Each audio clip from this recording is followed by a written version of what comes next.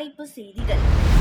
மத்திய அரசின் இலக்கவியல் கட்டண முறை ஐ-பேமெண்ட்-ஐ மார்ச் மாதத்திற்குள் அனைத்து அமைச்சகங்களுக்கும் துறைகளுக்கும் விரிவுபடுத்த வேண்டும் என்று பிரதமர் டத்தோஸ்ரீ அன்வார் இப்ராஹிம் தெரிவித்துள்ளார். இந்த கட்டண முறை சேவையை விரைவுபடுத்துவதோடு இவை யாவும் பொதுமக்களின் சுமையை குறைக்கும் வண்ணம் இருப்பதாகவும் பிரதமர் குறிப்பிட்டார். நோன்பு பெருநாள் காலத்திற்கு முன் பேருந்து டிக்கெட்டுகளுக்கான விலை உயர்வு குறித்து நில பொது போக்குவரத்து நிறுவனம் அபாட் மூலம் அரசாங்கம் கண்காணிக்கும் என்று போக்குவரத்து அமைச்சர் ஆந்தனி லாக் கூறினார். பண்டிகை காலத்தில் பேருந்து நிறுவனங்களுக்கு 10 விழுக்காடு கூடுதல் கட்டணம் விதிக்க அனுமதி வழங்கப்பட்டுள்ள நிலையில் நியாயமற்ற விலை உயர்வுகளுக்கு எதிராக அபாட் நடவடிக்கை எடுக்கும் என்ற நோன்பு பெருநாள் காலத்திற்கு முன்னதாக பேருந்து டிக்கெட் விலை உயர்வு குறித்த குற்றச்சாட்டுகள் குறித்து கருத்து தெரிவிக்கும் போது அவர் இதனை கூறினார். கல்வியை இடைநிறுத்தல் செய்தல், பள்ளியை விட்டு வெளியேறுதல், கல்வி வசதி கிடைக்காத மாணவர்கள் உள்ளிட்ட மாணவர்களின் நடமாட்டத்தை விரிவாக கண்காணிக்க அமைச்சகத்தின் மாணவர் கண்காணிப்பு அமைப்பை அமைச்சகம் உருவாக்கியுள்ளதாக கல்வி துணை அமைச்சர் வோங்காவோ தெரிவித்தார். பள்ளி படிப்பை பாதியில் நிறுத்துபவர்களை சமாளிப்பதற்கான உத்திகளின் செயல்திறனை அதிகரிக்க செயற்கை நுண்ணறிவு மூலம் இந்த அமைப்பு வலுப்படுத்தப்படுவதாகவும் அவர் கூறினார். பிப்ரவரி முதல் மே மாதம் வரை நாட்டில் குறிப்பாக பேரா, பஹாங், கிளாந்தான் உள்ளிட்ட வட மாநிலங்களில் அதிகமான வெப்பநிலையும் வறட்சியும் ஏற்பட அதிக வாய்ப்புகள் இருப்பதாக மலேசிய வானிலை ஆய்வு மையம் மெட் மலேசியா தெரிவித்துள்ளது. நாட்டில் தற்போது வடகிழக்கு பருவமழை மார்ச் நடுப்பகுதியில் முடிவடையும் என்று எதிர்பார்க்கப்படுகிறது. நீண்ட நேரம் மழை பெய்யாமல் இருப்பது வழக்கத்தை விட வெப்பமான மற்றும் வறட்சிக்கு வழிவகுக்கும் என்றும் மெட் மலேசியா கூறியுள்ளது.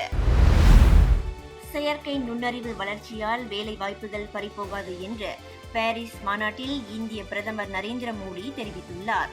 இந்தியாவும் பிரான்சும் ஒன்றிணைந்து செயற்கை நுண்ணறிவு தொழில்நுட்பத்தை பயன்படுத்தி புதிய சாதனைகளை படைக்க வேண்டும் என்றும் அவர் கூறினார்.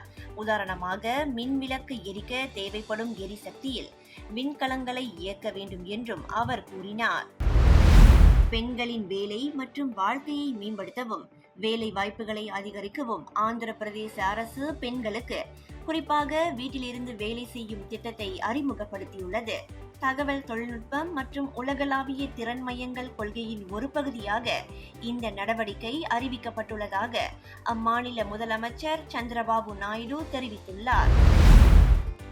அரசு நிர்வாக வசதிக்காக IAS அதிகாரிகளை இடமாற்றம் செய்வதற்கான அனைத்து அதிகாரங்களும் உரிமைகளும் அரசுக்கு இருந்தாலும் அவ்வாறு செய்யப்படும் மாற்றங்கள் அரசு நிர்வாகத்தின் செயல்பாடுகளை மேம்படுத்துவதற்காக இருக்க வேண்டுமே தவிர நிர்வாகத்தின் செயல்பாட்டை முடக்குவதாக இருக்கக்கூடாது என்று பாமக நிறுவனர் ராமதாஸ் வலியுறுத்தியுள்ளார்.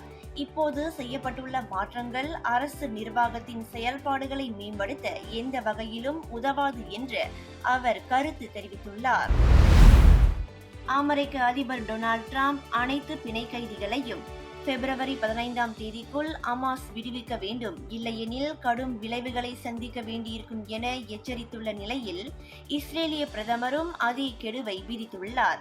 அப்படி நடக்காவிட்டால் போர் நிறுத்தம் முடிவுக்கு வரும் என்றும் இஸ்ரேலிய ராணுவம் தாக்குதலை தொடங்கும் என்று அவர் கூறியுள்ளார். ஜோர்டான் மன்னர் 2ஆம் அப்துல்லா காசாவில் இருந்து புற்றுநோயால் பாதிக்கப்பட்டுள்ள அல்லது மிகவும் மோசமான நிலையில் உள்ள சுமார் 2000 குழந்தைகள் சிகிச்சைக்காக ஜோர்டானுக்கு அழைத்து செல்லப்படுவார்கள் என்று இன்று அறிவித்தார். இந்த நடவடிக்கை ஜோர்டானின் நெருக்கடிக்கு மனிதாபிமான நடவடிக்கையின் ஒரு பகுதியாகும் என்று ஜோர்டான் செய்தி நிறுவனம் பெட்ரா தெரிவித்துள்ளது.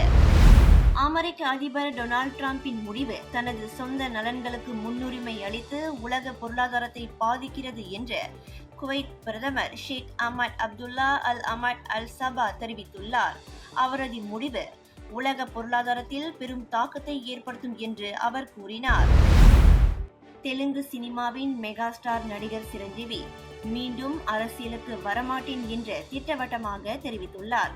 தனது வாழ்நாள் முழுவதும் சினிமாவிற்காக அர்ப்பணிக்க உள்ளதாகவும் சினிமா சேவைகளுக்காக மட்டுமே அரசியல் கட்சி தலைவர்களை சந்திப்பேன் என்றும் அவர் கூறினார்.